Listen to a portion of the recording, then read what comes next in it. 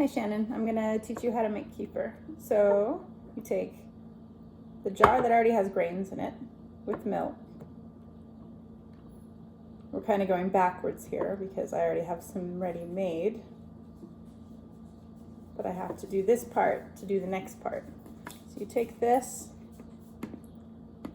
you pour it into your plastic strainer with a spatula.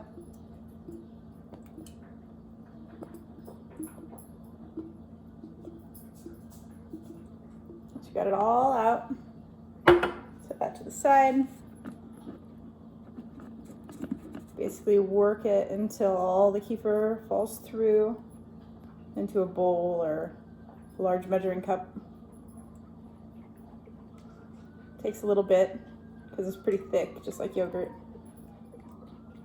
It can be thin sometimes, just depends on how long you've let it ferment. Usually it's thicker with a little less fermentation. When you ferment it for a day and a half or 2 days, it sort of separates between the liquid and the solid. So you'll see the solid rise to the top, and then it becomes really quite thin and drinkable, but very tart. So you always want to mix it with something. So you scrape the bottom of the strainer, make sure all that's there so you don't let it drip. You take the grains now, so you can see them in here, and they go back into a new jar.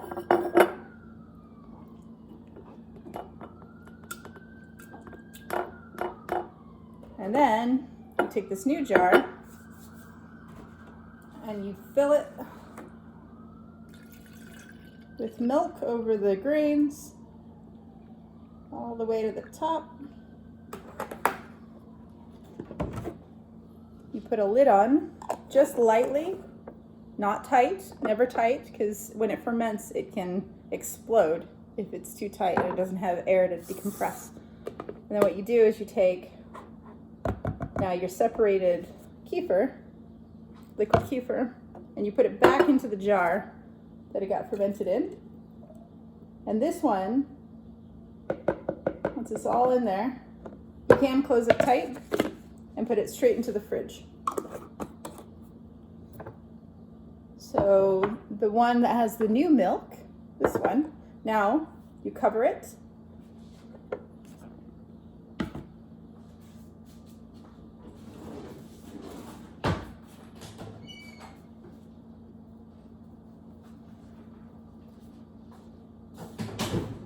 Cover it with a towel, and you just let it sit out on the counter for a day to 2 days. So 24 hours to 48 hours.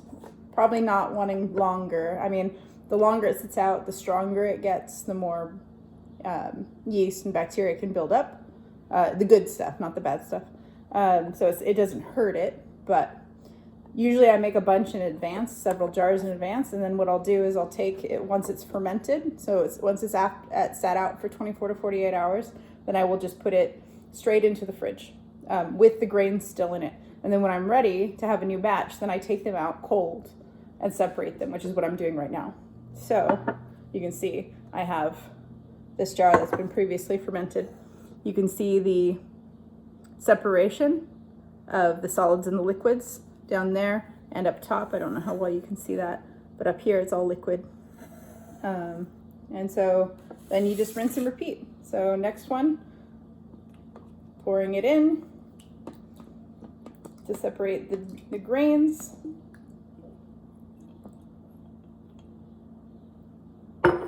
I do 4 jars at a time because we eat a lot of it here and there's 3 people. So if you're just doing it for you, probably 1 to 2 jars at a time is probably reasonable. And then just go through the process again one more time.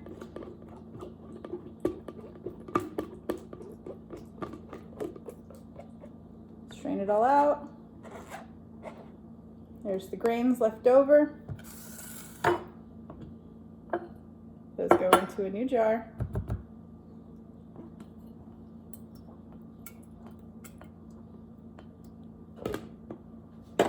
We fill it with milk.